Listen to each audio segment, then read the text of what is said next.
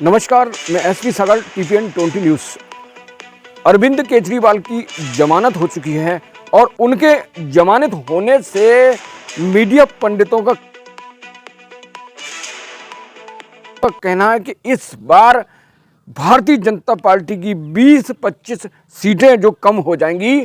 तो आपको सच लिए चलते हैं कि आखिर अरविंद केजरीवाल की जमानत कैसे मिली, क्या उनके वकील ने कहा और क्या ईडी ने कहा। जिस तरह राहुल गांधी ने कांग्रेस घोषणा पत्र को अपने पक्ष में करके 3 चरणों का मतदान अपने पक्ष में करके बेहतर माहौल बना दिया, तो अब अरविंद केजरीवाल की तिहाड़ जेल से वापसी हो गई है और जैसी अरविंद केजरीवाल की जमानत हुई है उससे राजनीतिक पंडितों का कहना है, मीडिया सूत्रों का कहना है कि ये अरविंद केजरीवाल जो हैं इनसे भाजपा को टेंशन, भाजपा को नुकसान। तो लोकसभा चुनावी महासंग्राम में भाजपा हर हाल में केजरीवाल को तिहाड़ जेल से बाहर नहीं आना देना चाहती थी और ईडी लगातार इस तरह से ब्रीफिंग, इस तरह से हायरिंग कर रही थी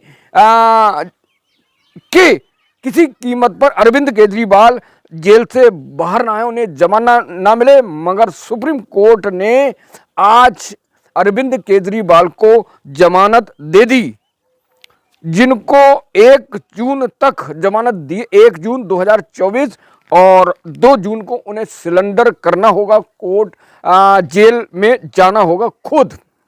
सुप्रीम कोर्ट के जस्टिस संजीव खन्ना और दीपक अंकर दत्ता की बेंच ने शुक्रवार को अपना आदेश सुनाते हुए कहा कि अरविंद केजरीवाल दिल्ली के निर्वाचित मुख्यमंत्री हैं और आदतन अपराधी नहीं है। कोर्ट ने आगे कहा कि लोकसभा चुनाव 5 साल बाद आता है, इसलिए केजरीवाल को जमानत देने में कोई हर्ज नहीं है। ईडी ने अंतरिम जमानत का विरोध करते हुए कि पुरजोर कोशिश की कि उन्हें जमानत नहीं मिलना चाहिए। अरविंद केजरीवाल की जमानत में ईडी ने आगे कहा कि ऐसा कोई पूर्व उदाहरण नहीं है जिस पर एससी सुप्रीम कोर्ट ने कहा कि केजरीवाल को 21 दिन के लिए अंतिम जमानत देने से कोई फर्क नहीं पड़ेगा, जबकि ईडी बार बार अरविंद केजरीवाल का विरोध कर रही थी। अरविंद केजरीवाल के वकील अभिषेक मनु सिंघवी ने कहा कि सुप्रीम कोर्ट से गुजारिश है कि दिल्ली के मुख्यमंत्री को 4 जून को होने वाली मतगणना में 1 दिन बाद 5 जून तक की जमानत दी जाए। सुप्रीम कोर्ट ने उनकी मांग को खारिज करती 1 जून 2024 तक की जमानत दी, 2 जून को वापसी।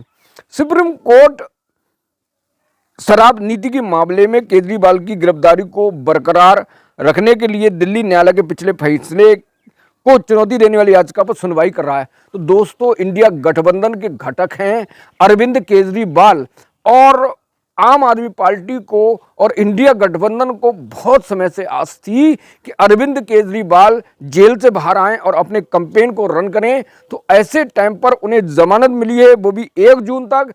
1 जून को अंतिम देश का अंतिम चरण 7वें चरण का मतदान है। 3 चरणों का मतदान हुआ और 3 चरणों के मतदान में मीडिया सूत्रों का दावा कि भाजपा बुरी तरह हार रही है, भाजपा धूल फांक गई है और इसी कारण जो है मोदी लगातार राहुल को, इंडिया गठबंधन को निशाना बनाए हुए हैं और लगातार उन्हें टारगेट बनाकर जनता को बताने की कोशिश कर रहे हैं। अभी एक मैटर था जो प्रधानमंत्री तेलंगाना करीमपुर गए थे, वहाँ अपने भाषणों में कहा कि कांग्रेस को, राहुल गांधी को जो अडानी अंबानी ने भर भरकर टेम्पू भर भरकर नोट दिए, इस पर मोदी को विपक्ष ने, राहुल ने घेरा।